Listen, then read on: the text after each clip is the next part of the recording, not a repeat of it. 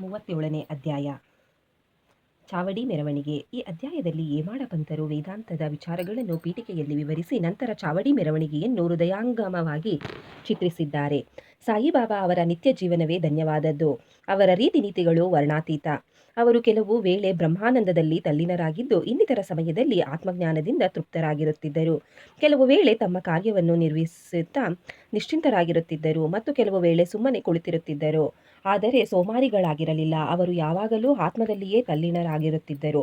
ಸಾಗರದಂತೆ ಅವರು ಶಾಂತಿಯುತರಾಗಿ ಕಂಡು ಬಂದರೂ ಅಪಾರವಾದ ಆಳದಲ್ಲಿ ಇರುತ್ತಿದ್ದರು. ಬಾಬಾ ಅವರ ರೀತಿಯನ್ನು ವರ್ಣಿಸಲು ಯಾರಿಗೆ ಸಾಧ್ಯ? ಪುರುಷರನ್ನು ಸಹೋದರರಂತೆಯೂ ಹೆಂಗಸರನ್ನು ತಾಯಿ ತಂಗಿಯರಂತೆಯೂ ಕಾಣಿಸುತ್ತಿದ್ದರು. ಅವರು ಶುದ್ಧ ಬ್ರಹ್ಮಚಾರಿಗಳಾಗಿದ್ದರು. ಅವರೊಡನೆ ಕಾಲ ಕಳೆದಾಗ ನಮಗೆ ಲಭಿಸಿದ ಜ್ಞಾನವು ಚಿರಾಯುವಾಗಲಿ. ಸದಾ ಭಕ್ತಿ ಶ್ರದ್ಧೆಗಳಿಂದ ಅವರ ಪಾದ ಸೇವೆಯನ್ನು ಮಾಡೋಣ. ಚರಾಚರಗಳಲ್ಲಿಯೂ ಅವರನ್ನು ಕಂಡು ಅವರನ್ನು ನಾವು ಪ್ರೀತಿಸೋಣ. ಅವಿಸ್ಮರಣೀಯ ದೃಶ್ಯ. ಬಾಬಾ ಮಲಗುವ ರೀತಿಯನ್ನು ಈಗಾಗಲೇ ವಿವರಿಸಿದ್ದೇನೆ. ಅವರ ಒಂದು ದಿನ ಮಸೀದಿಯಲ್ಲಿಯೂ ಮತ್ತೊಂದು ದಿನ ಚಾವಡಿಯಲ್ಲಿಯೂ ಮಲಗುತ್ತಿದ್ದರು. ಈ ತರದ ವಾಡಿಕೆ ಅವರ ಮಹಾಸಮಾಧಿಯ ತನಕವೂ ಜರುಗಿತು. 1909 ಡಿಸೆಂಬರ್ 10ನೇ ತಾರೀಕಿನಿಂದ ಭಕ್ತರು ಬಾಬಾ ಅವರನ್ನು ಚಾವಡಿಯಲ್ಲಿ ಪೂಜಿಸತೊಡಗಿದರು. ಅವರ ದಯೆಯಿಂದ ಇಲ್ಲಿ ವರ್ಣಿಸಿದ್ದೇನೆ. ಬಾಬಾ ಅವರು ಚಾವಡಿಗೆ ಮಲಗಲು ಹೋಗುವ ಸಮಯದಲ್ಲಿ ಭಕ್ತರು ಮಸೀದಿಯಲ್ಲಿ ನೆರೆದು ಮೊದಲು ಭಜನೆ ಮಾಡುತ್ತಿದ್ದರು. ಅವರ ಹಿಂದೆ ಒಂದು ಸಣ್ಣ ರಥವು, ಬಲಭಾಗದಲ್ಲಿ ಬಾಬಾ ಅವರ ಮುಂದೆ ತುಳಸಿ ಬೃಂದಾವನವು, ಇವುಗಳ ಮಧ್ಯೆ ಭಜನೆ ಮಾಡುವ ಭಕ್ತಕೋಟಿಯು ಕಂಗೊಳಿಸುತ್ತಿತ್ತು. ಭಜನೆ ಮಾಡಲು ಗಂಡಸರು, ಹೆಂಗಸರು, ಮುದುಕರು, ಚಿಕ್ಕ ಮಕ್ಕಳು ಎಲ್ಲರೂ ನೆರವೇರುತ್ತಿದ್ದರು. ಕೆಲವರು ತಾಳಗಳನ್ನು ಮತ್ತೆ ಕೆಲವರು ಚಿಪಳಿಗಳನ್ನು, ಇತರರು ಮೃದಂಗ, ಖಂಜೀರಿ ಮತ್ತು ಡೊಳ್ಳುಗಳನ್ನು ಬಾರಿಸಿ ಭಜನೆ ಮಾಡುತ್ತಿದ್ದರು. ಅಯಸ್ಕಾಂತ ರೂಪಿಯಾದ ಬಾಬಾ ಅವರು ಭಕ್ತರೆಲ್ಲರನ್ನೂ ಆಕರ್ಷಿಸುತ್ತಿದ್ದರು. ಅಂಗಳದಲ್ಲಿ ಕೆಲವರು ದೀಪಗಳನ್ನು ಹಚ್ಚುತ್ತಲೂ ಮತ್ತೆ ಕೆಲವರು ಪಲ್ಲಕ್ಕಿಯನ್ನು ಶೃಂಗರಿಸುತ್ತಲೂ ಕೆಲವರು ದಂಡವನ್ನು ಹಿಡಿದುಕೊಂಡು ಬಾಬಾ ಅವರ ಜಯಘೋಷವನ್ನು ಮಾಡುತ್ತಲೂ ಇದ್ದರು. ಮಸೀದಿಯ ಮೂಲೆ ಮೂಲೆಗಳು ಸಹ ಶೃಂಗರಿಸಲ್ಪಟ್ಟು ಸುತ್ತಲೂ ದೀಪಗಳು ಕಂಗೊಳಿಸುತ್ತಿದ್ದವು. ಬಾಬಾ ಅವರ ಪ್ರೀತಿಯ ಅಶ್ವವಾದ ಶ್ಯಾಮಕರ್ಣನು ಸಹ ಅಲಂಕರಿಸಲ್ಪಟ್ಟು ಹೊರಗಡೆ ನಿಂತಿರುತ್ತಿದ್ದನು. ತಾತ್ಯಾ ಪಾಟೀಲರು ತಮ್ಮ ಸ್ನೇಹಿತರೊಂದಿಗೆ ಬಂದು ಬಾಬಾ ಅವರಿಗೆ ಸಿದ್ಧರಾಗಲು ಹೇಳುತ್ತಿದ್ದರು. ತಾತ್ಯಾ ಅವರು ಬಂದು ಕೈ ಹಿಡಿದು ಎಬ್ಬಿಸಿ ಕರೆದುಕೊಂಡು ಹೋಗುವ ತನಕ ಬಾಬಾ ಅವರು ಸುಮ್ಮನೆ ಕುಳಿತಿರುತ್ತಿದ್ದರು. ತಾತ್ಯಾ ಬಾಬಾ ಅವರನ್ನು ಮಾಮಾ ಎಂದು ಕರೆಯುತ್ತಿದ್ದರು. ಬಾಬಾ ಅವರು ತಮ್ಮ ಸಾಮಾನ್ಯ ಉಡುಪಾದ ಕಫನಿಯನ್ನು ಧರಿಸಿ ತಮ್ಮ ಸಾಟಕ ಕಂಕುಳದಲ್ಲಿರಿಸಿ ಚಿಲುಮೆ ತೆಗೆದುಕೊಂಡು ಹೊರಡಲು ಅನುವಾಗುತ್ತಿದ್ದರು. ನಂತರ ತಾತ್ಯಾ ಜರದ ಶೆಲ್ಲೆ ಹೊದಿಸಿದ ನಂತರ ಬಾಬಾ ಮಸೀದಿಯ ಗೋಡೆಯ ಹತ್ತಿರವಿದ್ದ ಕಟ್ಟಿಗೆಯನ್ನು ತಮ್ಮ ಬಲಗಾಲಿನ ಬೆರಳಿನಿಂದ ತಳ್ಳಿ ದೀಪ ಹಾರಿಸಿ ಚಾವಡಿಗೆ ಹೊರಡುತ್ತಿದ್ದರು. ಆಗ ಎಲ್ಲ ವಿಧವಾದ ಪಕ್ಕವಾದ್ಯಗಳು ಮೊಳಗುತ್ತಿದ್ದವು. ಅಗ್ನಿ ಕ್ರೀಡೆಯ ಪದಾರ್ಥಗಳು ವಿವಿಧ ಬಣ್ಣದ ಜ್ವಾಲೆಯಿಂದ ನರ್ತಿಸತೊಡಗುತ್ತಿದ್ದವು. ಭಕ್ತಕೋಟಿಯು ಬಾಬಾ ಅವರ ಗುಣಗಾನ ಮಾಡುತ್ತಾ ಮುಂದುವರಿಯುತ್ತಿತ್ತು. ಕೆಲವರು ನೃತ್ಯ ಮಾಡುತ್ತಾ ಸಾಗುತ್ತಿದ್ದರು.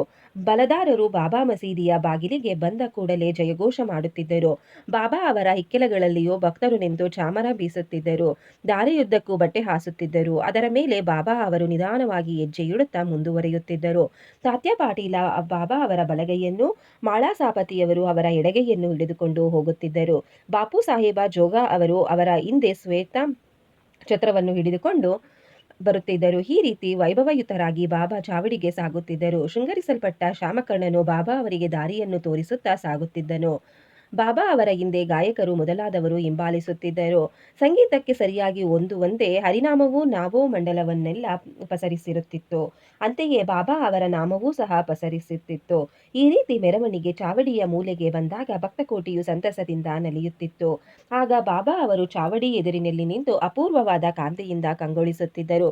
ಬಾಬಾ ಅವರ ವದನಾರವಿಂದವು ಅರುಣೋದಯದ ರವಿಯ ಹಾಗೆ ಪ್ರಕಾಶಮಾನವಾಗಿರುತ್ತಿತ್ತು.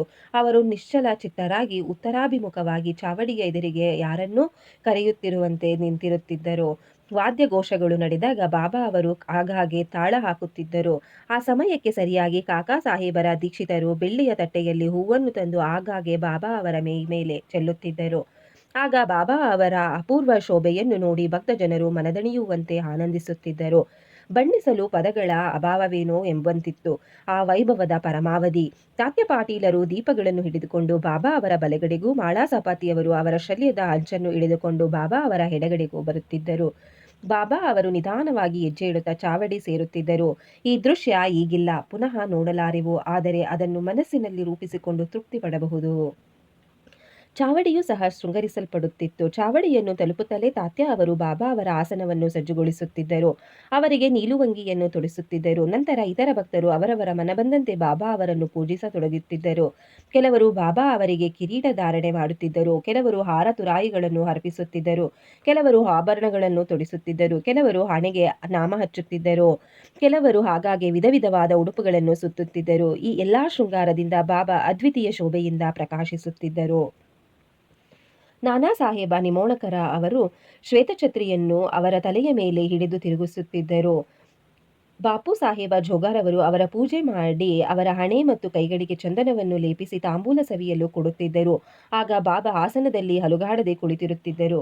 ಇತರರು ಅವರ ಪಾದದ ಬಳಿ ಕುಳಿತು ಸೇವೆ ಮಾಡುತ್ತಿದ್ದರು. ಕೆಲವರು ಚಾಮರ ಬೀಸುತ್ತಿದ್ದರು. ಶ್ಯಾಮ ಅವರು ಹುಕ್ಕ ಹಣಿ ಮಾಡಿ ತಾತ್ಯ ಅವರಿಗೆ ಕೊಡುತ್ತಿದ್ದರು. ಅವರು ಅದನ್ನು ಒಂದು ಸಲ ಎಳೆದು ನಂತರ ಬಾಬಾ ಅವರಿಗೆ ಕೊಡುತ್ತಿದ್ದರು. ನಿಜಕ್ಕೂ ಆ ಚಿಲುಮೆ ಧನ್ಯವಾದದ್ದು. ಏಕೆಂದರೆ ಮೊದಲು ಅದು ಕುಂಬಾರನ ಕೈಯಲ್ಲಿ ಸಿಕ್ಕು ಬೆಂಕಿಯಲ್ಲಿ ಸುಟ್ಟ ನಂತರ ಅದು ತನ್ನ ಪುಣ್ಯ ಫಲ ಎಂದು ಬಾಬಾ ಅವರ ಕೈಯಲ್ಲಿ ಬರುತ್ತಿತ್ತು. ಈ ಸಮಾರಂಭದ ನಂತರ ಭಕ್ತರು ಹಾರ ತುರಾಯಿಗಳನ್ನು ಅರ್ಪಿಸುತ್ತಿದ್ದರು.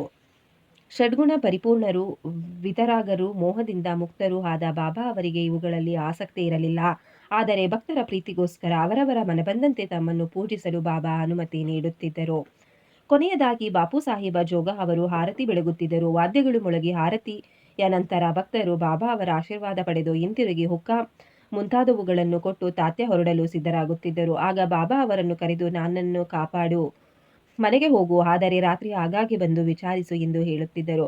ತಾತ್ಯ ಅನುಮತಿಸಿ ಮನೆಗೆ ಹೊರಡುತ್ತಿದ್ದರು. ಆನಂತರ ಬಾಬಾ ಅವರು 50-60 ದುಪಟಿಗಳನ್ನು ಒಂದರ ಮೇಲೊಂದು ಹಾಕಿ ಮೆತ್ತಗಿರುವ ಹಾಸಿಗೆಯನ್ನು ತಾವೇ ಸ್ವತಃ ಸಿದ್ಧಪಡಿಸಿಕೊಂಡು ವಿಶ್ರಮಿಸುತ್ತಿದ್ದರು.